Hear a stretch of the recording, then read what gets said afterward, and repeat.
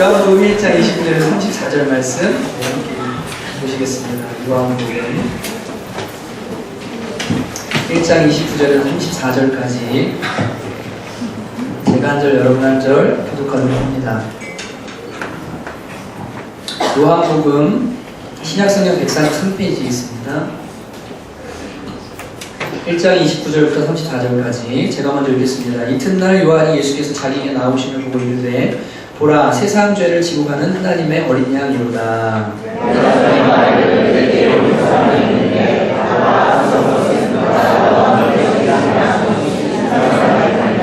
나도 그를 알지 못하였으나 내가 와서 물로 세례를 베푸는 것은 그를 이스라엘에 나타내려 함이라 하니라.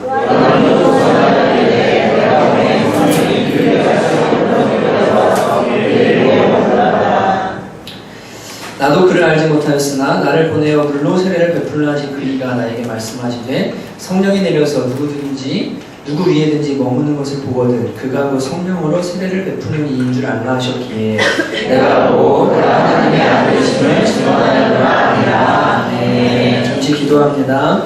하나님 아버지, 이제 하나님 아버지께서 사랑하는 자녀들에게 주시는 음성을 듣기를 원합니다. 주여, 설교자의 말이 아닌 하나님의 말씀으로 들려지게 해주시고 말씀이 해석되어지고 또한 선포되어질 때 우리 영혼이 살아나는 귀한 역사 일어나도록 은혜 더하여 주시옵소서. 말씀 듣기를 방해하는 더러운 수마리들과 그리스도의 모든 것보다 높아져 있는 생각들이 예수 그리스도 앞에 복종케 되어지는 귀한 시간 되도록 은혜를 내려 주옵소서. 예수님의 이름으로 간절히 기도드렸습니다. 오늘은 세례 요한의 증언이라는 제목으로 함께 하나님의 말씀을 나누겠습니다. 우리가 오늘 살펴볼 본문은 이 세례 요한의 예수님에 대한 증언입니다. 지난주에 우리는 세례 요한의 자기 고백에 대해서 함께 살펴보았습니다. 나는 광야의 소리다.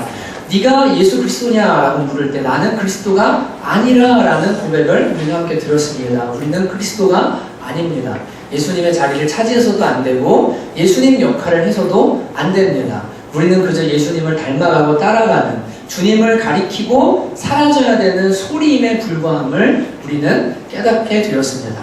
많은 교회들과 이단들의 문제가 바로 뭐냐면 목사가 혹은 어떤 사람이 자신이 그리스도의 자리를 차지할 때 거기에는 항상 문제가 일어나는 것을 우리는 보게 됩니다. 여러분과 제가 광야의 소리의 삶을 산다는 것, 그것이 무엇인지에 대해서 지난주에 우리 함께 살펴보았습니다. 이번 주에는 달을 가리키는 손가락과 같이 이 세례 요한이 자신의 행위와 소리를 통해서 예수 그리스도가 누구신가를 증언하는 내용이 나오는데 그 내용을 함께 살펴보려고 합니다. 그 세 가지 내용을 살펴보기 전에 이 본문이 너무나 묵상하고 아름다운 게 참 많은 본문이거든요. 여러분, 껌이라는 것은 씹으면 씹을수록 단물이 빠져서 나중에는 아프잖아요. 근데 감초는 씹으면 씹을수록 단맛이 더 깊이 나죠. 그렇죠? 고소한 맛이. 그것처럼 인간이 쓴 책과 다른 것들은 한번 읽으면 사실 그렇게 다시 읽고 싶은 생각이 안 듭니다. 그냥 너무 좋기는 해요. 그리고 기독교 고전 같은 경우 존 오웬이나 혹은 루이디우스 목사님 같은 청교도들이 쓴 귀한 책들은 옆에 두고 또 읽고 또 읽어도 은혜가 되는 것이 사실이지만 그런 책들은 많지 않습니다. 그런데 성경은 정말로 마음에 담고 씹으면 씹을수록 묵상하면 묵상할수록 너무나 달콤하고 너무 아름다운 거예요. 여러분, 진짜로 이 말씀의 맛을 볼 수 있는 성도님들 되시기를 주님의 이름으로 축복합니다. 한 본문을 혹은 한 단어를 붙들고 마음에 가슴에 담고 묵상함으로 말미암아서 와, 이런 말씀이 있구나, 이렇게 은혜가 되는구나, 말씀이 우리를 살리고 살찌게 하기 때문에 여러분 꼭 그런 말씀의 맛을 볼 수 있는 저 여러분 되시기를 주님의 이름으로 축복합니다. 여러분, 오늘 이 말씀에도 우리가 예수님에 대한 증언 외에 저는 이 말씀을 읽다가 너무 세례 요한이 부러운 부분이 한 부분이 있었어요. 그분이 어디냐면 바로 32절과 33절입니다. 같이 한번 읽어볼까요? 시작. 요한이 또 증언하여 이르되 내가 몸에 성령이 비둘기같이 하늘로부터 내려와서 그의 위에 머물렀더라. 나도 그를 알지 못하였으나 나를 보내어 물로 세례를 베풀라 하신 그이가 나에게 말씀하시되 성령이 내려서 누구 위에든지 머무는 것을 보거든 그가 곧 성령으로 세례를 베푸는 이인 줄 알라 하셨기에 세례 요한에게 하나님께서 말씀하셨습니다. 요단강에서 세례를 주고 있어라. 그럼 어떤 사람이 올 텐데 너가 세례 주는 중에 성령이 그 위에 머무는 걸 보면 그가 바로 성령으로 세례 베푸는 분임을 네가 알게 될 것이다 라고 말씀하셨습니다. 누가 말씀하셨습니까? 초등부가 아닌데 누가 말씀하셨습니까? 세례 요한이요? 누가 세례 요한한테 말씀하셨습니까? 하나님이 말씀하셨습니다. 하나님이 세례 요한에게 요단강에 가서 회개 세례를 주고 있어라. 그럼 어느 날 메시아가 올 텐데 네가 세례 주다 보면 성령이 내리는 사람이 있을 거다. 그가 바로 그리스도다라고 누가 말씀하셨냐면 하나님이 세례 요한에게 말씀하셨다는 거예요. 근데 여러분 여기 33절의 표현이 뭐냐면 이렇습니다. 나도 그를 알지 못하였으나 나를 보내어 물로 세례를 베풀라 하신 그이가 나에게 말씀하시되 그이가 나에게 말씀하시되 여러분이 세례 요한이 예수님이 누군지 외모가 어떤지는 몰랐어요. 근데 그냥 하나님 음성 듣고 세례 주다가 이 성령이 내리는 분을 봤어요. 그리고 저분이 그리스도구나라고 증언하게 됐어요. 하나님의 음성을 들었고 들은 대로 되었고 들은 대로 된 것을 보면서 저분이 바로 하나님 말씀하신 그리스도라는 것을 증언했다라는 이야기인 겁니다. 뭐가 부러울까요? 뭐가 부러울까요? 하나님과의 친밀감이죠. 그러면 세례 요한이 나에게 세례를 베풀라 말씀하신 그이가 그분이 나한테 말씀하시기를 성령으로 세례를 받는 사람이 있으면 그가 바로 예수 그리스도다라고 가르쳐 주셨다라고 이야기하는 거예요. 마치 친구처럼 정말 가까운 사람처럼 아니 지난번에 나한테 이렇게 말씀하신 그분이 나한테 또 이렇게 얘기하셨어. 그래서 내가 메시아를 알아봤어 라고 말하는 세례 요한만의 하나님과의 이 친밀한 관계 이것이 성경을 읽다가 너무나 부러웠습니다. 여러분 이 친밀감은 어느 날 그냥 얻어지는 것이 아닙니다. 그리스도인들에게 안타까운 것은 신앙이 저절로 자랄 것이라는 수동적인 태도를 가지고 신앙생활하는 모습을 보면 대단히 안타깝습니다. 여러분 영혼은 너무나 소중한 것이기 때문에 하나님께서 이 영혼을 구원하시고 우리를 부르셔서 하나님 자녀 삼아주시는데 이제는 우리에게 책임을 주세요. 내 영혼에 대한 책임을 지라고요. 하나님과의 관계에 대한 책임을 지라고요. 그래서 대충 설렁설렁 무관심 속에 하나님과의 관계를 방치하고 내 영혼이 어떻게 되든 상관없이 사는 게 아니라 정말 마음을 쏟아서 영혼이 잘된 같이 범사가 잘되고 내가 강건하기를 원하더라고 축복하는 것처럼 우리의 우선순위는 우리의 영혼이 하나님과 어떤 관계를 맺느냐이기 때문에 하나님과의 친밀함에 마음을 쏟고 신경을 쏟고 시간을 쏟아야 되는데 아무것도 하지 않아요. 너무 수동적이에요. 그러면서 하나님의 음성을 듣고 싶대요. 응답을 받고 싶대요. 기도의 응답을 원한대요. 아니요. 하나님은 주권자시기 때문에 가까이 하고자 하면 가까이 하고 멀리 하고자 하면 멀리 하실 수 있지만 그분은 동시에 공의하시니라 그분이 이렇게 말씀하셨습니다. 나를 사랑하는 자를 내가 사랑하고 나를 간절히 찾는 자가 나를 만나게 될 것이다. 여러분 하나님을 찾을 때 그 하나님을 만나게 된다는 것을 분명히 아시기를 주님의 이름으로 축복합니다. 세례 요한이 그냥 어느 날 뚝딱 모태로부터 성령 충만해서 그렇게 하나님과 가까워지 이런 거 아닙니다. 세례 요한은요 광야에서 하나님과 가까이 보내기를 갈망하며 살았어요. 광야에서 히브리 단어로 광야라는 단어는 미드바르라는 단어고 말씀이라는 단어는 데바르라는 단어입니다. 미드바르라고 할 때 디귿, 비읍, 리을과 말씀 데바르라고 할 때 디귿, 비읍, 리을이 어근이 같습니다. 히브리 말은 자음을 써놓고 모음을 안 붙인 채로 모음을 읽거든요. 그래서 자음, 어간이 지금 같은 단어예요. 광야라는 단어와 말씀이라는 단어가요. 민수기라는 책은 히브리어로 베미드바르라고 말해요. 베는 장소의 전치사인데 광야에서라는 말입니다. 민수기가. 히브리 말로는 광야에서라는 책이에요. 그 다음 다른 말로는 바예다 베른데 그가 말씀하셨다라는 책이에요. 민수기는 두 가지 이름이 있는데 히브리 말로 광야에서라는 이름과 그가 말씀하셨다라는 이름이 있어요. 다시 말하면 광야에서 하나님이 말씀하신다는 거예요. 곧 광야가 하나님이 말씀하시는 곳이라는 것이에요. 여러분 광야라는 곳은 하나님의 말씀이 있는 곳입니다. 시끄럽고 사람들 만나고 분주하고 복잡한 그곳이 아니라 정말 외롭고 아무도 없고 정말 누구도 나를 이루어줄 수 없는 그 광야와 같은 곳 그것이 바로 무엇이냐면 하나님의 말씀이 임하는 장소라는 거예요. 세례 요한은 그곳에서 메뚜기와 석청을 먹으며 하나님의 말씀에 귀를 기울이는 훈련을 했습니다. 그렇기에 그에게는 하나님의 음성이 들려왔고 예수 그리스도를 아무도 알아보지 못했지만 하나님과 가까웠던 세례 요한은 예수 그리스도를 알아볼 수 있었던 거예요. 어떤 목사님이요, 저희 아버님의 친구 목사님이셨습니다. 40일 금식을 하시고 100일 동안 삼기도를 하고 나서 내려오셨어요. 그리고는 저한테 이런 얘기를 해주셨어요. 야 요한아, 40일 금식하고 100일 동안 산에서 기도하고 내려오니까 세상이 달라 보이시네요. 어떻게 달라 보이세요? 했더니 뭐라고 하시는지 아세요? 아니 왜 저런 걸로 화를 내지? 아니 왜 저런 걸 걱정을 하지? 아니 왜 저런 것 때문에 마음을 졸이지? 아니 왜 저런 것 때문에 저렇게 못 견디하고 힘들어하지? 하나님께 가까이 붙어 있다가 내려오니까요, 하나님께 가까이 있으니까요, 세상과 다른 생각을 갖기 시작하는 거예요. 세상과 다른 시각을 갖기 시작하는 거예요. 세상과 다른 마음을 갖기 시작하는 거예요. 하나님과 가까우면 가까울수록 믿음의 담력을 가지게 돼요. 그래서 하나님이 나랑 함께 하시는데, 하나님이 나랑 가까이 계시는데, 주님이 나랑 친한데 내가 무엇이 두렵냐? 뭐가 무섭냐? 내가 왜 이걸 걱정하냐? 왜 이걸 두려워하냐? 여러분, 하나님과 친밀해지시기를 주님의 이름으로 축복합니다.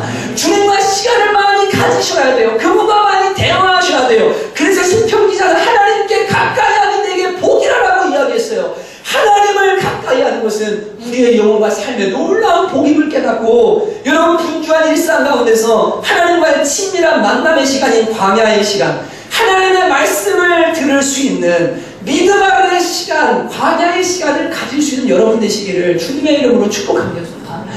일주일 내내 하나님 한 번도 찾지 않아요. 그러다가 어느 날 급하니까 주님 말씀 좀 해주세요. 말씀이 안 들려요. 그러니까 하는 방법이 뭐예요? 성경책을 던져요. 펴지는 게 주님의 음성입니다. 네, 큰일 납니다. 자신한테 안 들리니까 무당 찾아가듯이 왜 여러분의 인생을 목회자들한테 맡기십니까? 여러분, 중보자는 예수님 한 분밖에 없는 줄로 믿습니다.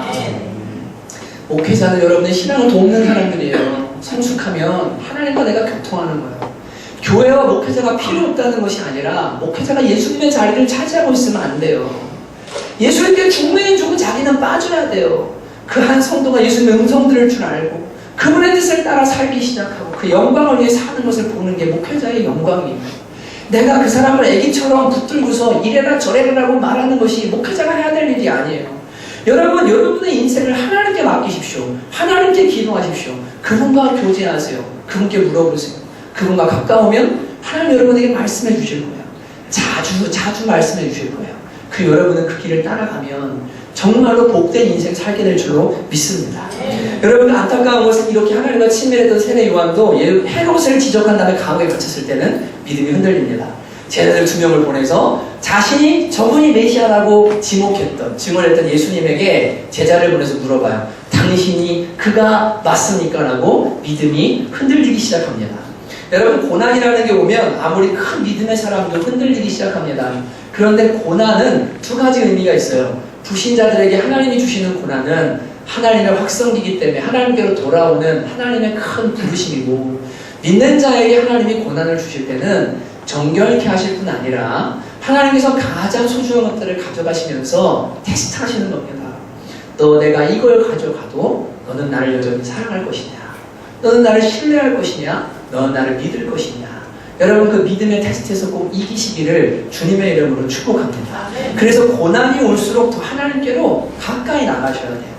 고난이 오니까 하나님 너무 싫어, 짜증나나, 얘가 안 들리는데 나 기도 안 할래, 이러면 안 되고, 고난이 올수록 하나님 안으로 들어가야 거기에 해결책이 있어요. 왜냐하면 우리의 모든 삶은 하나님께서 주관하시거든요. 고난도 하나님의 뜻이 아니면 허락이 안 돼요. 그러니까 그 고난의 끝도 누가 정하시냐면 하나님이 정하시는 거예요. 하나님이 그 기한을 풀어주지 않으면 그 고난이 내 마음대로 풀어지는 게 아니기 때문에, 여러분, 믿는 사람들일수록, 하나님을 아는 사람일수록 고난이 다가온다. 그러면 하나님 안으로 깊숙이 들어와서 주님의 때를 기다릴 수 있는 흔들림 없는 믿음의 사람들 되시기를 주님의 이름으로 축복합니다. 여러분, 이제 우리는 이 세례 요한의 3가지 증언을 통해서 예수님이 누구신가를 살펴보려고 하는데, 오늘 이 세례 요한의 3가지 예수님에 대한 증언을 통해서 예수님이 얼마나 아름다운 분인지를 오늘 우리는 발견하게 됩니다.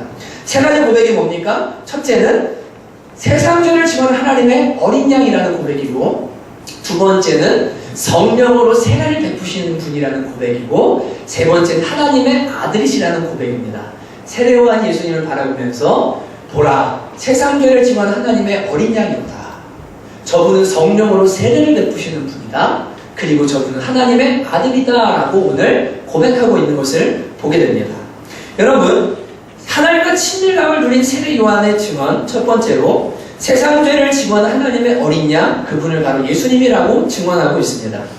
하나도 예외 없이 죄의 지배 아래 인간이 태어나고 죄의 노예로 살 수밖에 없는 것이 우리 인생의 운명이라는 것을 저와 여러분이 다 동의하시는 줄로 믿습니다. 여러분, 이 자리에 혹시 인간은 태어날 때부터 선하다라고 믿고 계신 분이 계신가요? 아니요. 착각을 빨리 버리십시오.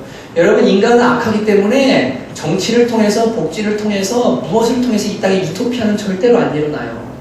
조금 괜찮은 세상이 올지는 모르겠지만 여러분, 사람은 본질 자체가 이기적이에요.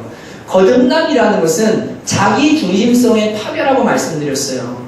이기적이고 자기밖에 모르던 인간이 하나님의 십자가의 사랑 앞에 깨어져서 하나님과 이웃을 위해 살 수 있는 다른 사람을 위한 존재로 변화되는 것이 거듭남의 본질이라고 말씀드렸습니다. 사람은 본래가 자기중심적이고 원래 이기적이기 때문에 이 세상은 결코 행복할 수 없습니다. 모두가 죄의 노예로 살아갑니다. 죄를 짓지 않는 사람이 없고 죄를 지음으로 말미암아 하나님의 영광에서 멀어진 인생들입니다. 죽음을 기다리며 살다가 죽은 후에는 죄에 대한 심판을 받게 되는 것이 인생의 운명이라고 성경은 가르쳐주고 있습니다. 그 비참한 인생을 죄와 심판으로부터 건지시고자 그 죄를 대신 지시고 죄를 처리하려고 십자가에서 심판받으시려고 오신 분이 누구시냐면 바로 하나님의 어린 양 예수님이다라고 이 세례 요한은 증언하고 있는 겁니다.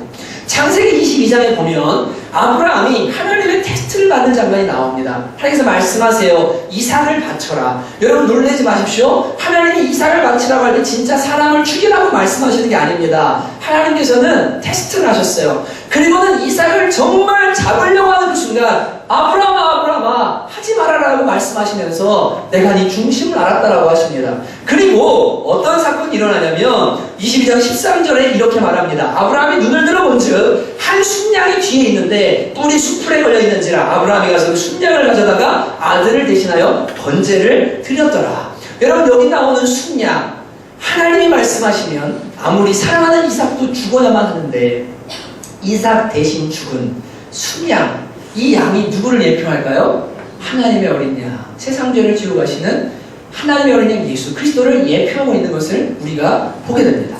레위기에서는 하나님께서 이스라엘 죄를 사하기 위해 염소 2마리를 택하고 한 마리는 잡고 한 마리는 광야의 아사셀로 내보내라고 말씀하십니다.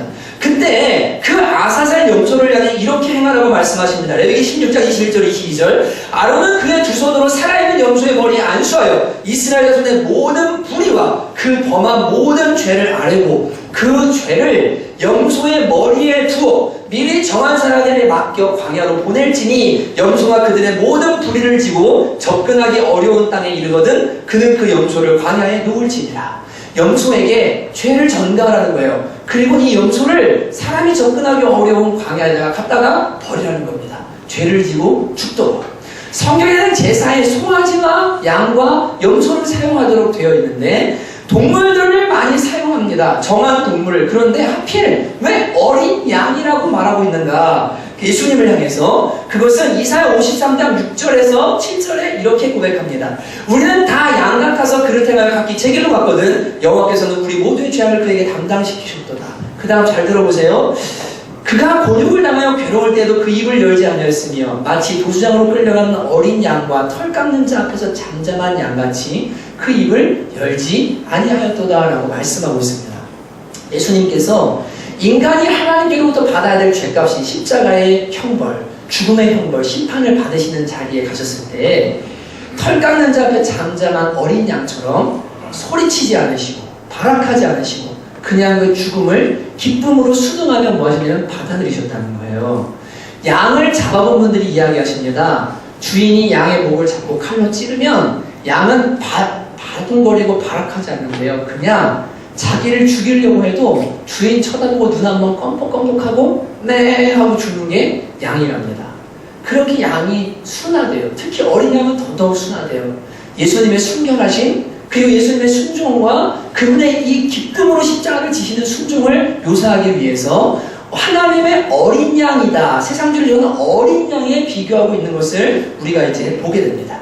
여러분, 예수님은 어린 양같이 순결하실 뿐 아니라 모진 곤욕과 십자가의 고통 앞에서도 어린 양같이 잠잠하셨기 때문에 어린 양이라 하는데, 예수님은 제자들에게 자신이 십자가에서 죽게 될 것을 여러 차례 예언하셨습니다.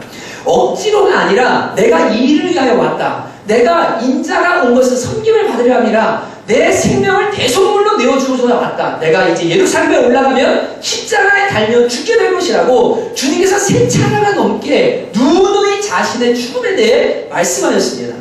이것은 예수님께서 마지못해 저와 여러분의 죄를 대신해서 억울함 속에서 괴로움 속에서 죽으신 것이 아니라 그분이 저와 여러분의 죄를 지고 죽는 것을 기뻐하셨고 그것을 즐거운 마음으로 자발적으로 감당하셨다는 것을 보여주는 겁니다. 여러분, 죄인이 아니신 분이 여러분과 저의 죄를 대신 지시고 그 죄값을 처리하시고자 죽음이라는 고통 가운데로 들어가실 때 억울하실 수도 있어요. 여러분, 우리는 내가 하지 않은지 나를 누가 억울하게 하면 변호하고 화내고 그 사람에게 아니라고 막 하잖아요. 근데 예수님이 자신의 죄도 아니에요. 우리의 죄를 대신 지시고 십자가를 지시는데 그분은 변명하지 않으셨어요. 그분은 발악하지 않으셨어요. 그냥 어린 양처럼 순종하시면서 십자가의 죽음을 맞이하셨다는 것을 우리는 보게 됩니다. 우리의 죄를 대신 짊어지시고 하나님의 진노를 대신 받아주셨고 자신의 피로 화목제사를 드려주셨는데 그것을 십자가의 흉악범들의 사형틀에서 이루셨는데 이 부끄럽고 수치스러운 십자가를 예수님은 기쁨과 순종으로 감당하신 겁니다. 그 결과 로마서 5장 9절에 10절은 이렇게 말합니다. 우리가 그의 피로 말미암아 의롭다 하심을 받았으니 더욱 그로 말미암아 진노하심에서 구원을 받을 것이니 곧 우리가 원수 되었을 때 그의 아들의 죽으심으로 말미암아 하나님과 화목하게 되었은즉 화목하게 된 자로서는 더욱 그의 살아나심으로 말미암아 구원을 받을 것입니다. 기독교가 뭡니까? 그냥 하나님께 기도하면 뭐 들어주시는 종교입니까? 그건 기독교가 아니에요. 기독교는요, 우리를 창조하시고 온 우주를 창조하신 하나님과의 관계예요. 하나님께로부터 떠났고 하나님께로부터 죄로 인해 심판받을 수밖에 없는 인생이 인간들의 죄를 대신해 심판받으신 예수 그리스도의 피를 통해서 하나님 아버지와 새로운 관계를 맺고 살아가는 것이 기독교 신앙의 핵심입니다. 여러분, 그렇기 때문에 우리는 하나님을 모를 때 우리의 신분을 성경은 뭐라 그러면 원수라고 말해요. 원수는 죽이는 존재예요. 죽여나가는 존재예요. 하나님 편에서 볼 때 죄는 없어져야 되는 것이고 멸해야 되는 것이기 때문에 죄와 짝하고 있는 인간들은 하나님의 원수입니다. 심판받아야 됩니다. 모두 지옥 갑니다. 그런데 하나님이 그 인간들을 긍휼히 여기셔서 하나밖에 없는 예수 그리스도 아들을 이 땅 가운데 하나님의 어린 양 속죄의 제물로 보내주신 것을 우리는 배우게 됩니다. 여러분, 그래서 이 예수님이 억울해지심으로, 예수님이 순종하심으로, 예수님이 어린 양이 되셔서 죽으심으로 예수 믿는 자들에게는 더 이상 하나님의 진노와 심판이 없다는 것이 바로 복음의 첫 번째 내용인 것입니다. 여러분, 예수님은 저와 여러분이 하나님의 진노와 심판에서 벗어날 수 있도록 우리의 죄를 대신 지시고 죄인이 되어서 십자가의 죽음을 대신 감당해 주신 하나님의 어린 양이심을 다시 한번 확인하고 깨닫게 되시기를 주님의 이름으로 축복합니다. 여러분, 정말로 누군가가 내가 죽어야 되고 내가 맞아야 되고 내가 찢어져야 되는데 그걸 대신 당해줬다라고 하는 이 놀라운 사건이요, 그냥 우리가 아니라 나의 죄를 지고 가신 하나님의 어린 양이라고 하는 이 고백이 나오는 게 대단히 중요해요. 네, 정말 중요해요. 예수님이 왜 아름답고 우리가 예수님을 찬양할 수밖에 없고 예수님을 좋아할 수밖에 없냐면, 여러분과 제가 예수님의 죽으심과 그분의 보혈의 공로가 아니고는 하나님 앞에 의인으로 설 수 없고 자녀가 될 수가 없어요. 여러분, 그렇기 때문에 예수님이 나를 위해 죽어주지 않으셨다면 저 여러분은 여전히 하나님의 원수예요. 지옥 갈 수 없는 존재예요. 구원받을 수 있는 길이 없어요. 그러니까 예수님이 자발적으로 순종하시면서 기쁨으로 저와 여러분의 죄를 대신 뒤집어 쓰시고 죽어주시기로 작정하신 사실, 그분이 어린 양이 되신 사실, 이것이 얼마나 놀라운 은혜인지를 깨닫게 되면 예수님이 아름답다라는 표현이 무엇인지를 알게 됩니다. 알게 돼요. 좀 이따 이제 좀 더 깊이 얘기를 해볼게요. 두 번째, 예수님에 대한 증언이 뭐냐면 성령으로 세례를 받으실 뿐 아니라 성령의 세례를 주시는 분이라고 세례요한은 고백하고 있습니다. 성경 안 보셔도 됩니다. 네, 성령으로 세례를 베푸는 분이 예수님이라고 말씀하십니다. 여러분, 예수님은 성령으로 세례를 받으셨죠? 크리스투스라는 말, 그리스도, 그리고 메시아라는 단어는 같은 의미입니다. 기름 부음 받은 자. 구약성의 기름 부음 받은 자는 왕과 선지자와 제사장인데, 예수님은 왕과 선지자와 제사장의 상중직을 한꺼번에 수행하신 분이십니다. 그래서 하나님께로부터 기름 부음 받으신 분, 그분이 누구냐면 그리스도, 바로 예수십니다. 근데 여러분, 그분이 기름 부음 받으셔서 뭘 하셨느냐? 그분이 하나님의 성령으로 충만해서 뭘 하셨느냐? 이사야 61장 1절을 말합니다. 주 여호와 영이 내게 내리셨으니 이는 여호와께서 내게 기름을 부으사 가난한 자에게 아름다운 소식을 전하게 하시니라. 나를 보내사 마음이 상한 자를 고치며 포도된 자에게 자유를, 갇힌 자에게 노임을 선포하며 은혜의 해를 선포하신 분이 누구냐면 바로 예수 그리스도세요. 그분은 성령으로 기름 부음 받은 하나님의 아들이요 왕이신데, 그분이 기름 부음 받고 하신 일이 뭐냐면 가난한 자에게 복음을 전하시고 마음이 상한 자를 고쳐주시고 포된 자를 놓아주시고 갇힌 자를 풀어주시는 은혜를 베푸시는 분이 누구시냐면 바로 성령으로 기름 부음 받으신 예수 그리스도시라는 겁니다. 여러분, 왕은 높은 존재입니다. 왕은 이 하층민들과는 대하지가 않습니다. 면전을 들고 감히 왕을 바라볼 수 없어요. 근데 여러분, 이 왕이신 예수 그리스도께서요, 기름 부음 받으셔서 뭘 하셨냐면 자기의 보좌를 높이신 게 아니라 가난한 자들을 찾아가셨어요. 포된 자들을 돌아보셨어요. 마음이 상한 자들의 친구가 되어주셨어요. 세상에서 소외되고 아픈 영혼들을 찾아가셔서 그들을 만져주셨어요. 그것이 기름 부음 받은 자로서 예수님이 하셨던 사역인 것입니다. 보잘것없는 피조물, 자신의 죄와 허물로 인해 망가진 인생들을 찾아오사 아름다운 소식을 전해주시고 고쳐주시고 위로해주신 아름다우신 왕, 그분이 바로 누구냐면 예수 그리스도세요. 성령으로 기름 부음 받은 분, 그리고 성령을 보내주신 분. 여러분, 그분은 어제나 오늘이나 동일하셔서 가난하고 병들고 소망 없이 슬퍼하던 저와 여러분을 예수님께서 찾아오셨습니다.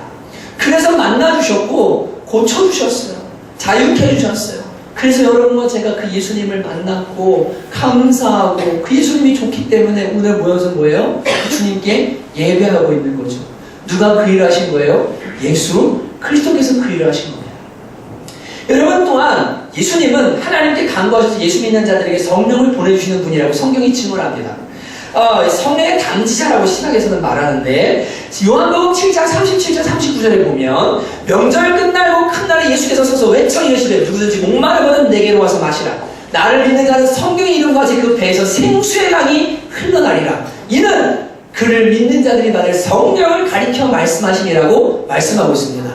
예수님은 하나님께로부터 성령을 받아서 우리에게 성령을 보내주시는 분이세요. 성령님은 누구시냐면 보혜사이시고 도와주시는 분이신데, 예수님은 보좌 우편에서 우리를 위해 기도해 주실 뿐 아니라 우리에게 성령을 선물로 보내주셔서 성령의 세례를 주셔서 성령님이 우리 안에 오게 하셔서 우리를 도와주시고 풍성케 해주시고 우리를 보호하시고 하나님의 성품으로 변화시켜 주시고 천국 가는 길로 인도해 주시고 승리하게 하시고 지혜 주시고 능력 주시는 그 성령의 선물을 누가 주시냐면 예수 그리스도께서 주신다는 겁니다.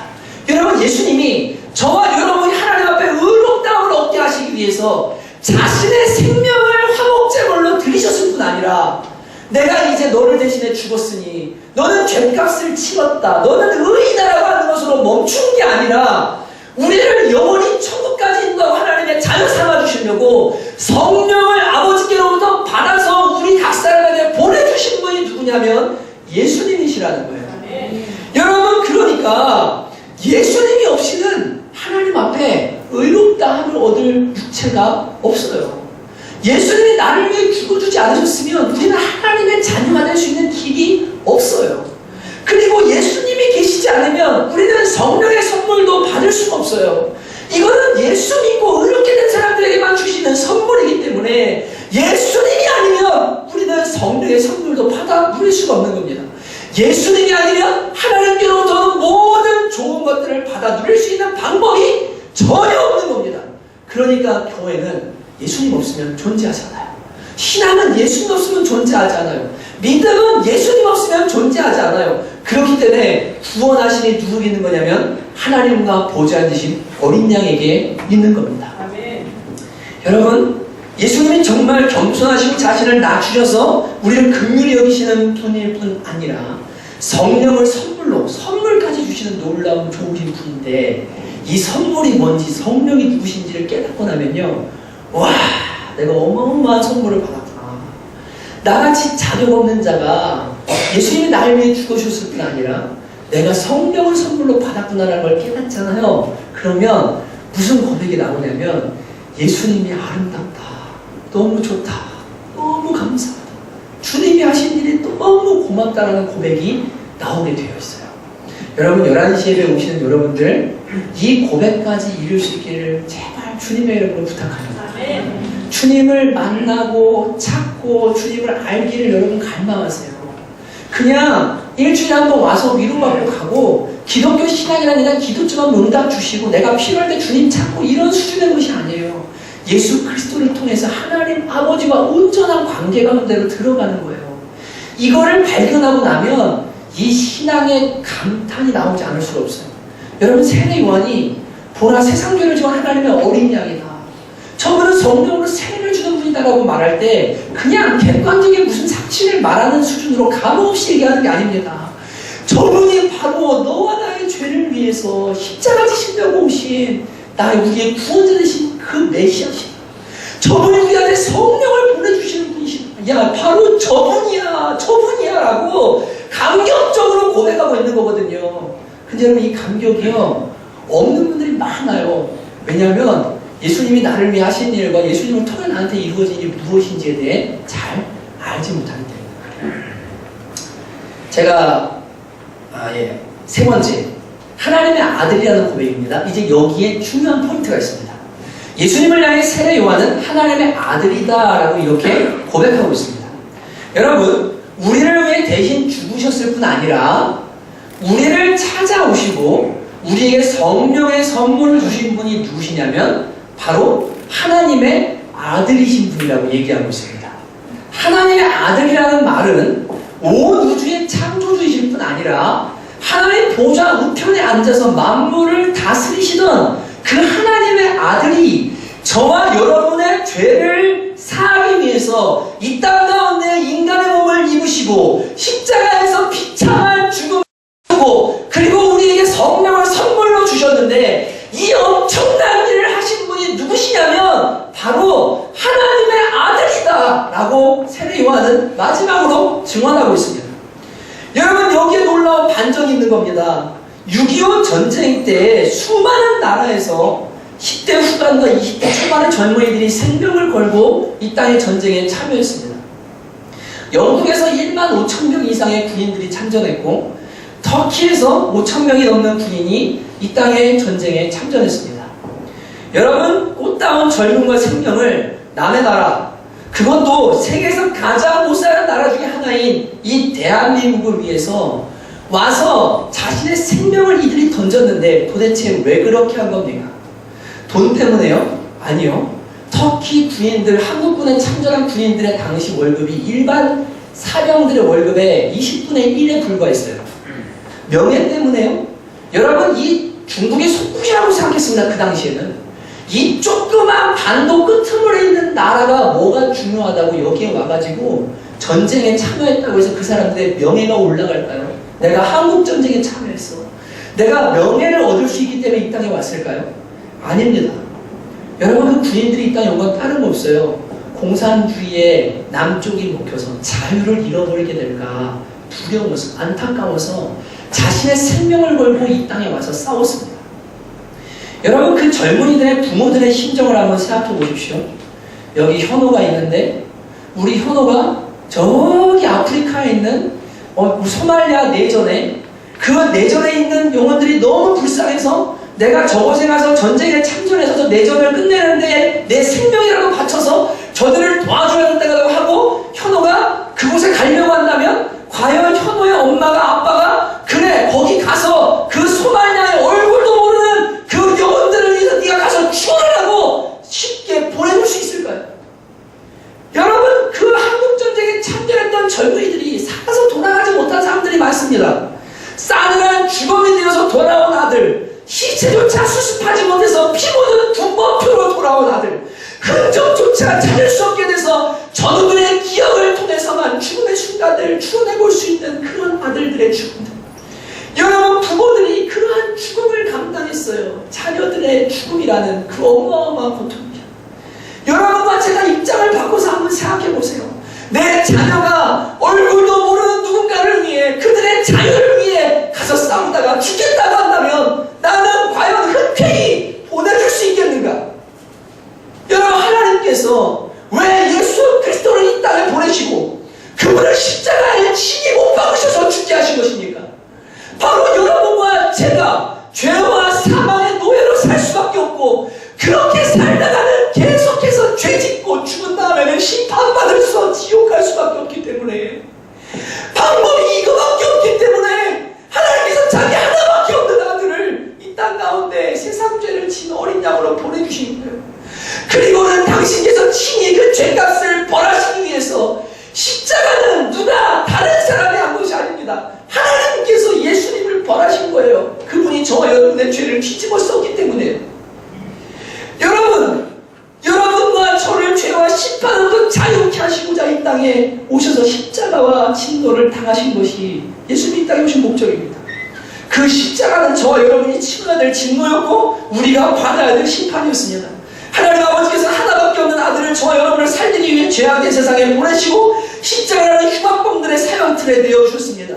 여러분이 아는 십자가, 채찍으로 등허리가 찢어지고 온 몸의 관절들이 꺾어지고 여러분 손과 발에 못 박히고 디스크가 터져서 신경을 누르기만 해도 고통스러워 죽겠는데 손목과 발에다가 대못을 박아서 신경줄이 끊어져요. 6시간 동안 그렇게 달려있어야 돼요. 채찍질로 온 등가죽이 찢어져야 돼요. 여러분 이 고통을 예수님이 친히 당하도록 하나님이 당신의 아들을 보내신 겁니다. 그리고 예수님은 그것을 기쁨으로 순종하심으로 억지가 아니라 즐거운 마음으로 저와 여러분을 구원하시기 위해 감당하셨다는 겁니다. 다른 사람이 아니에요. 바로 이 복음을 듣고 있는 저와 여러분을 위해서요. 세상 죄를 지고 가는 게 아니라 이완의 죄를 지고 가는 하나님의 어린 양이세요. 다른 사람이 아니에요. 바로 저와 여러분을 위해서 그 일을 하셨다고 성경이 말해주는 겁니다. 여러분 이 이해할 수 없는 사랑을 무엇으로 설명해야 됩니까? 사랑은 이해가 아니라 느끼는 겁니다. 하나님의 사랑은 머리로 이해되는 게 아니에요. 하나님의 사랑이 느껴질 수 있기를 주님의 이름으로 축복합니다. 정말요. 여러분 사랑은 이해돼서 되는 문제가 아니에요. 하나님 나를 이렇게 사랑하셨구나. 이게 하나님의 사랑이구나라는 걸 느끼게 될 때 반응하기 시작해요.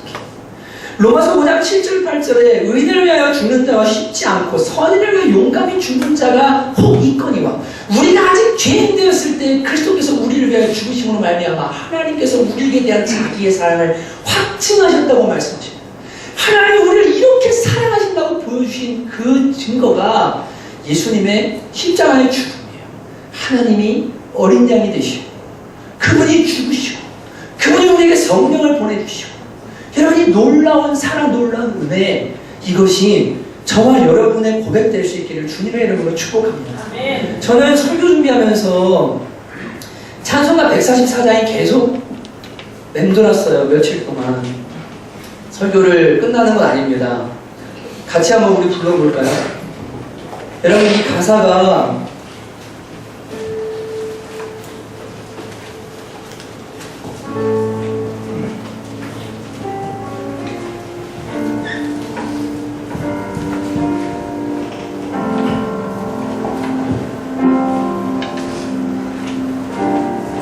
천천히 한번 고백합시다. 잠잠히 고백합니다. 예수 나를 위하여 십자가를 지네 세상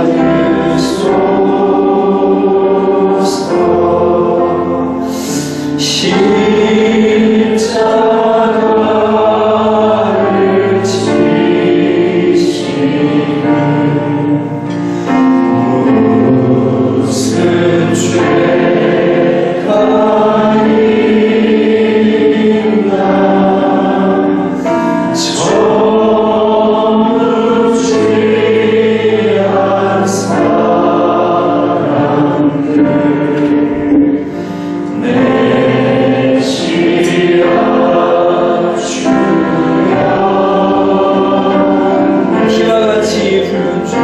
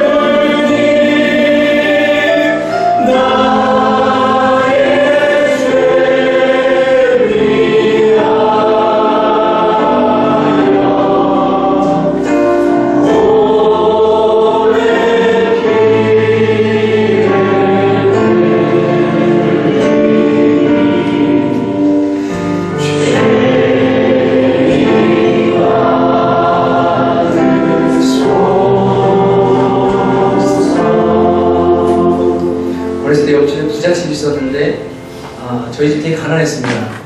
그러니까 엄마가 제가 그 친구랑 놀고 있으니까 와서 저한테 얘기했어요. 야, 거렁뱅이랑 놀지 마. 그러면서 저를 경멸의 눈빛으로 쳐다봤는데 제가 그 엄마의 눈빛이 아직도 선합니다. 예수님은 하나님의 아들이시고 온 우주의 왕이십니다. 그분이 저와 여러분의 죄를 사하시고자 십자가를 지는 이 땅에 인간으로 오셨습니다. 그분은 성령으로 기름 부음 받고 부자와 높은 자들을 찾아다니신 것이 아니라 가난한 자들과 병든 자들과 마음이 상한 자들을 찾아다니셨습니다. 그리고 자신의 생명을 저와 여러분을 구원하시고 십자가에서 내어주셨습니다. 이분보다 아름다우신 분이 세상에 어디 있겠습니까? 진짜로 그리스도를 제대로 경험하고 나면 아름답다 예수여 나의 좋은 친구, 예수 공감 아니면 영원 형벌 받네. 예수님 나의 죄를 고백 피를 흘리니 죄인 받으소서. 이 고백이 안 나올 수가 없어요. 여러분께 하나님의 사랑의 성령으로 말미암아 부어질 수 있기를 주님의 이름으로 축복합니다. 나아가 하나님의 아들의 죽음이었기 때문에 이 죽음은 어마어마한 능력이 있었습니다. 여러분, 염소와 황소의 피노함이 남송아지의 죄를 부정한 자에게 뿌려 그 육체를 정결하게 하여 거룩하게 하고 하물며 영원하신 성령으로 말미암아 흠없는 자기를 드린 그리스도의 피가 어찌 너희 양심을 죽은 행실에서 깨끗하게 하고 살아계신 하나님을 섬기게 하지 못하겠느냐라고 말씀하십니다. 예수님의 죽음은 단순한 사람의 죽음이 아닙니다. 하나님의 아들의 죽음입니다. 그분이 우리를 의롭게 하시고 자유케 하시기 위해 죽었기 때문에 이 죽음은 절대로 효력이 있다는 사실을 믿으시기 바랍니다. 예수님의 피가 뿌려지게 되면 그 영혼에 예수님의 피가 발라지게 되면 그 영혼은 죄로부터 자유케 됨을 믿으시기 바랍니다. 의롭게 됨을 믿으시기 바랍니다. 이것은 사람의 죽음이 아니에요. 하나님의 아들의 죽음이기 때문에 완전한 죽음이에요. 엄청난 은혜를 우리가 받은 거예요. 더 나아가서 성경이 말해요. 그러므로 우리가 그리스도 예수 안에 있는 자에게는 결코 정죄함이 없나니. 로마서 8장 31절. 그런즉 이 일에 대해 우리가 무슨 말하리요? 만일 하나님이 우리를 위하시면 누가 우리를 대적하리요? 여러분, 예수님께서 하나님의 아들께서 우리의 죄를 위해 십자가에 어린 양이 되어 죽으신 사건은 이스라엘 변방에 일어난 한 청년의 죽음으로 끝날 문제가 아니었습니다. 그분은 하나님의 아들이셨습니다. 이는 비밀스럽게 진행된 게 아니에요. 온 우주가 보도록 진행되었습니다. 하늘과 땅이, 온 우주가 이 놀라운 하나님의 아들의 죽음을 보았습니다. 천사들도 마귀들도 모든 피조물들도 이 죽음 앞에 놀라 떨었습니다. 도대체 왜 하나님의 아들이 죽어야만 하는가? 그리고 그들은 또 놀랐어요. 하나님께서 홍명호 집사님을 사랑하사 자기 하나밖에 없는 아들을 십자가에 못 박아 죽이셨다. 모든 피조물들이 깜짝 놀랐어요. 아니, 도대체 저 사람이 누구기에 하나님이 아들 생명을 주고 바꿔야만 한단 말인가? 도대체 저 이유한이라는 사람이 누구기에 하나님이 하나밖에 없는 자기 아들의 생명값을 지불하고서 저 이유한을 구원해야 된단 말인가?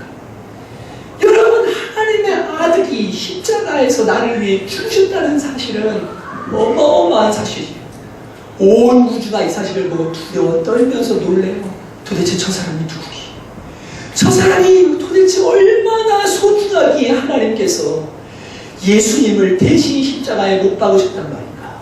이것이 하나님의 아들이 어린 양이 되셔서 이 땅에서 우리를 대신해 죽으셨다는 놀라운 선포의 사건인 것입니다. 여러분, 오늘 본문의 세례 요한 예수 그리스도를 보면서 보라, 세상 죄를 지은 하나님의 어린 양이 오다라고 말한 이 고백이 오늘 저와 여러분에게 보라, 나의 죄를 지고 십자가로 향하는 하나님의 아들이시로다 라고 하는 고백으로 고백되어질 수 있기를 주님의 이름으로 축복합니다. 아멘. 이것이 진정한 믿음의 고백이에요. 오늘 이 고백 앞에 우리는 예수님의 세 가지 증언,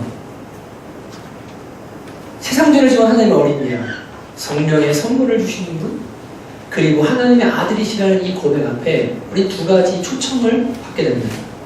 첫째는 그리스도를 영접하라는 초청입니다. 요한복음 1장 12절은 영접하는 자고 그 이름을 믿는 자들에게 하나님의 자녀가 되는 권세를 주셨다고 말씀하십니다. 여러분, 죄악 중에 가장 큰 죄는 죄인 인간을 위해 하나님께서 마련하신 길인 예수 그리스도를 거절하는 것입니다. 다른 죄가 큰 게 아니고 하나님께서 마련하신 용서의 길, 유일한 용서의 길이 있어요. 생명의 길이 있는데 그것을 거부하는 것이 가장 큰 죄예요. 반대로 하나님께 가장 큰 기쁨은 다른 게 아니라 하나님께서 마련하신 구원의 길을 겸손하게 받아들이는 것입니다. 영접한다는 것은 복음을 들었고 그것을 믿고 회개한다는 말인데, 회개한다는 것은 이전의 삶에서 돌이켜서 하나님께로 돌아가서 하나님의 생각과 마음과 뜻을 알고 그것을 알고 느끼며 살아가기로 결정하는 것이 하나님께로 돌아간다는 회개의 의미입니다. 그렇게 회개하고 하나님께로 돌아가게 될 때 성령의 선물을 동시적으로 받게 됩니다.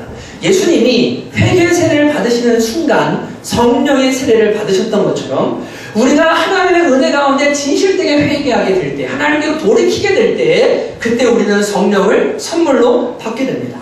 그리고 성령으로 말미암아 새롭게 되는 역사가 그리스도를 영접한 사람들의 삶에 본격적으로 일어나기 시작합니다. 제가 요새 페이스북에 필리핀 친구들이 엄청 많아지고 있어요. 이번 캠프에 가가지고 이 친구들이 더 가까워졌는데 한 150명 되는 아이들 캠프를 하고 나서 선생님들부터 시작해서 막 친구 요청을 얼마나 하는지, 한 명 자블라라고 BJ 21살 나이 제일 많은 친구 제가 사랑하는 애가 있어요. 걔한테 선물을 주고 걔랑 가까운데 얘가 저랑 친구가 되고 나니까 타고 들어와서 호산나 아이들이 막 친구 신청을 엄청나게 하는 거예요. 필리핀 아이들이요. 그래서 페북을 제가 열면 우리나라 내용보다 필리핀 관련 내용이 더 많아요. 막 말레이시아어까지 막 오고 있어요. 말레이시아 친구까지. 근데 제가 이렇게 사진을 쭉 보다가 그냥 넘길 수 없는 어떤 사진이 있어서 다 멈추게 됐어요. 무슨 사진이냐면 이 사진입니다. 누가 계시는지 제가 기억이 안 나는데 이 말레이시아와 필리핀 혼혈이 자매예요. 근데 유명한 자매입니다. 유명해진 자매예요. 이름은 에비타 델문도입니다. 20살입니다. 온몸에 얼굴에 이 검정 점이 나 있습니다. 다음 사진이요. 색깔만 그런 게 아니고요. 이렇게 뿔룩뿔룩 튀어나와 있는 점이에요. 이 피부병이 아닌가 병원에 갔는데 피부병은 아니라고 진단을 받았대요. 그 다음에 여기 보시면 다리에도 온몸에다 이렇게 지금 점이 나 있습니다. 근데 이 자매가 왜 유명해졌냐면 미스 유니버스의 오디션에 도전장을 낸 거예요. 사람들이 깜짝 놀라서 아니 지금 이 초코칩부터 같은 얼굴로 무슨 미스 유니버스에 도전장을 내느냐고 오디션을 보느냐고 사람들이 다 깜짝 놀랐습니다.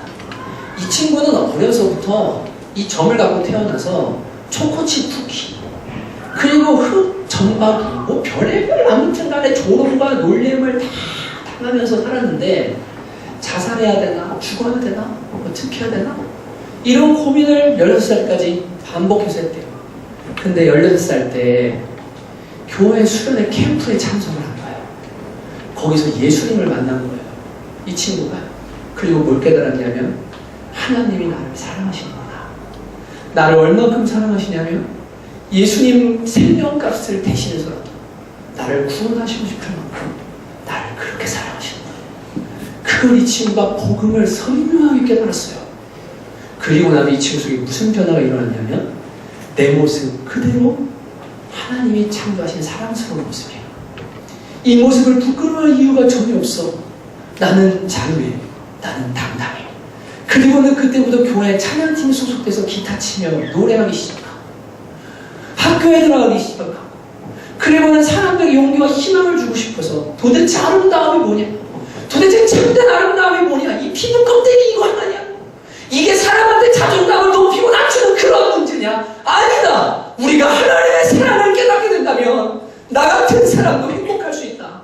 나를 봐라.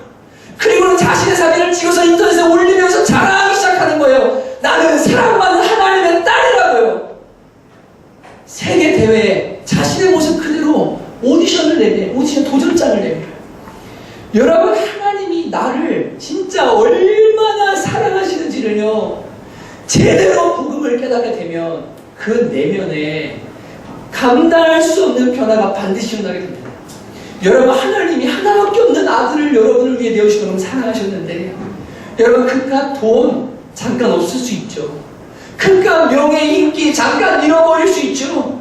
여러분, 살다 보면 어려울 수 있죠. 근데 하나님이 여러분을 사랑하시잖아요.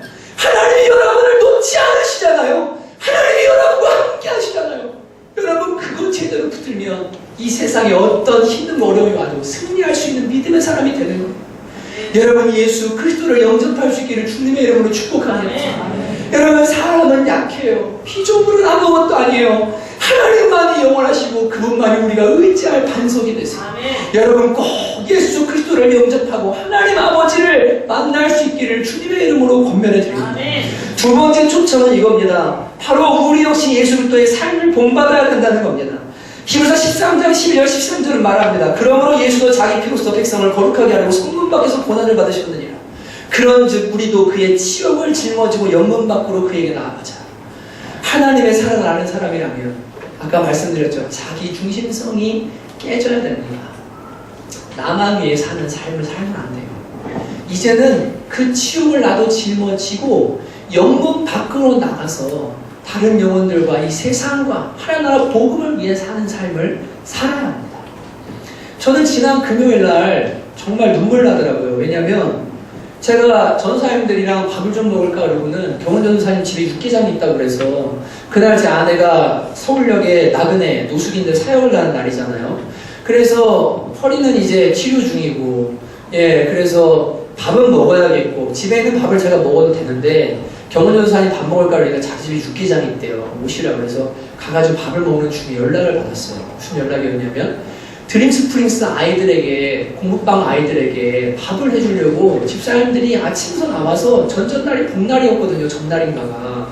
그래서 닭을 엄청 사다가 그걸 아침부터 막 삶고 그 환풍기도 없는 부엌에서 엄청 열기가 나는데 그거를 막 몇 시간 동안 땀 흘리면서 하는 거예요. 이게 육수인지 땀인지 구분이 안 될 정도로 뻘뻘 흘리면서 내 집사님이 그 일을 하셨는데 1시간 동안 그 양념을 한 걸 마지막으로 끓이던 중에 열이 막 올라가다가 위에 있는 스프링클러가 퍽 터졌어요. 그래서 하얀 분말가루가 온 부엌에 다 막 난리가 났습니다. 그리고 여진자매는 그 분말가루를 밑에서 제대로 맞아가지고 엄청 많이 맞았어요. 경미 집사님도 많이 먹고 성혜 집사님 자매님도 많이 먹고 솔림 집사님은 감사한 건지 밥 준비한다고 저쪽에 가 있다가 하나도 안 맞았더라고요. 이게 갔는데 솔림 집사님은 멀쩡하고 세 분 막 훌럭훌럭거리고 있는 거예요. 그러면서 연락이 왔길래 급하게 왔어요. 와가지고 병원을 빨리 가시라고. 그런데 이분들의 걱정이 뭐냐면 울어요, 울어. 오늘 애들 이거 밥 해준다고 왔는데 이거 어떻게 해야 되느냐고 공부방에 애들. 제가 아니 지금 이 밥이 문제가 아니고 얼른 빨리 이거 흡입을 했으니 병원에 빨리 가시라고. 그런데도 이 밥 때문에 마음이 아파가지고 이 지금은 머리 아프고 위 아프고 이거는 둘째치고요. 애들 밥을 어떻게 해야 되냐고 거기서 울고 앉아있는 거예요. 도대체 왜? 내 자신도 아니고 드림스프링스에 공부 배우러 오는 그 아이들 위해서 아침부터 땀 흘리면서 밥 해가지고 그렇게 더운데 그런 일까지 터졌으면 나 이제 그만해야 되겠다. 얼른 병원 가야 되겠다 이래도 되잖아요. 근데도 끝까지 누구 생각하면 애들 생각하고. 여러분, 그리스도인이 자기밖에 모르는 사람들이 그리스도인이라고 말하는 건 창피합니다. 온통 돈 벌어가지고 집에다가 좋은 거 싸놓고 자기 삶밖에 모르고 하나님 나라 영혼들과 복음을 해서 살 줄 모르고 오직 나 밖에 모르는 사람은 거듭난 사람이라고 말할 수도 없어요. 여러분, 그리스도께서 말씀하십니다. 영문 밖으로 나와라. 너도 내 짐을 좀 같이 짊어지고 내가 너의 짐을 지고 십자가에 죽었으니 너도 나의 짐을 짊어지고 영문 밖으로 나가자라고 주님께서 초청하고 계십니다. 여러분, 참된 그리스도인의 이 부르심 앞에 아멘으로 반응할 수 있는 저와 여러분 되시기를 주님의 이름으로 축복합니다. 한 번 사는 인생이에요. 여러분, 주님이 불러서 우리를 뭐 하라고 하시겠어요? 주님이 기쁨되라고 부르시는 거예요. 필리핀의 이병규 선교사님이 얼마 전에 전화 연락이 오셨어요. 목사님, 아이를 한 명 좀 만나주셔야 될 것 같아요. 왜요? 얘가 지금 필리핀에 있다가 한국까지 4년 됐는데 너무너무 힘들어하고 있습니다. 아, 그래요? 왜요? 몇 살인데요? 19살인데요. 얘가 4년 만에 연락이 와서 목사님 저 죽겠어요. 좀 살려주세요. 그랬대요. 그래가지고 번호를 받아서 연락을 했어요. 그랬더니 얘가 쭉 자기 이야기를 하는데 아빠는 알코올 중독이고 힙합을 하는 친구예요. 9시 예배를 드리고 왔어요. 오늘. 근데 그 삶에 일어난 일들이 야 힘들겠다. 마음 아프겠다. 인천에서 혼자 자취하면서 살고 있어요. 얘가 야 언제 만날래? 교회를 와라. 이번 주일날은 공연이 있대요. 공연이. 언제 공연이니? 1시까지 인천으로 돌아가야 된대요. 아 그래? 그럼 언제 만나면 좋을까? 다음 주에 만날까? 그러니까 얘가 하는 이야기가 갑자기 저 주일 새벽에도 갈 수 있어요. 주일 새벽에 온다고? 예. 네. 또 집이 인천이잖아. 목사님 저 주일 새벽에도 갈 수 있으니까 아침에 저 좀 만나주시면 안 돼요? 그래? 그럼 와. 몇 시에 올래? 7시나 8시까지 올게. 오늘 새벽에 6시쯤 돼가지고 목사님도 출근한다고 톡이 왔어요. 그리고 8시에 여기 엔젤에 도착해서 그 아이와 1시간 커피를 먹고 그리고는 그 아이의 얘기를 듣고 기도해주고 너 오늘 예배 드리고 가라. 뒤에 9시 예배를 드리고 왔어요. 그리고는 차비를 2만 원 주면서 너 이걸로 차비에 지금 어려우니까 오늘 행복한 하루 되라. 예수님께로 돌아와야 돼. 근데 주일 새벽에 설교 마무리하고도 바빠 죽겠는 시간이거든요. 생각이 집중돼야 되는 시간이에요. 계속 기도하면서 나와요. 허리는 아프잖아요. 신방들도 다 절제하고 있는데 얘가 만나달라는데 도저히 거절할 수가 없는 거예요. 어떻게 해요? 만나야죠. 예, 만나야죠. 그리고 아침에 먹여주고 그리고 들어주고 기도해주고 그 한 영혼 살리라고 주님이 저 부르셨으니까 저는 제 얘기를 하는 게 아니에요. 우리 교회 이런 삶을 사는 분들이 많아요. 자신의 삶도 바빠요. 해야 될 게 많아요. 진짜 너무 바빠요. 그런데 짐을 지고 영문 밖으로 나가서 그때 초청 앞에 아멘 하며 사는 그리스도인들이 우리 교회 안에 곳곳에 많이 있습니다. 그래서 여러분들을 통해서 여러분들이 구원받고 주님 만나고 성령을 선물로 받고 치유받고 놀라운 삶을 사는 역사가 우리 교회 구석구석에 일어나고 있습니다. 교회를 넘어서 여러분 이 부르심 앞에 아멘으로 응할 수 있는 여러분 되시길 주님의 이름으로 축복합니다. 한 가지인데 여러분 영적인 일은 기도 없이는 안 돼요. 누군가는 기도해 주셔야 돼요. 합심해서 기도해 주셔야 돼요. 저는 누군가 하나님의 마음으로 중보기도 사역에 동참할 수 있는 분들이 생기셨으면 좋겠어요. 그 영혼의 이름을 부르면서 하나님 이 죄의 사슬을 끊어주십시오. 이 아이의 중독을 끊어주십시오. 이 아이의 낮은 자존감을 치유해 주십시오. 저 깨어진 가정을 주님 고쳐주십시오. 하나님의 나라와 민족을 붙들어 주십시오라고 이 짐을 짊어지고 갈 수 있는 주님의 사람들 어떤 모양으로 됐든 간에 여러분 그러한 주님의 짐을 나눠줄 수 있는 저와 여러분 되시기를 주님의 이름으로 축복합니다. 여러분 우리 이 시간에 함께 찬양하기 원하는데요. 예수 예수라는 찬양이 있습니다. 여러분 오늘 이 자리에 혹시나 아직 주님을 만나지 못한 분 그리고 진짜 하나님의 사랑을 의심하는 분들이 계시면 오늘 예수님을 좀 부르고 만나보십시오. 여러분 정말 그분을 마음에 모시면 엄청난 일이 일어납니다. 이제 같이 한번 이 시간 찬양했으면 좋겠습니다. 슬픈 마음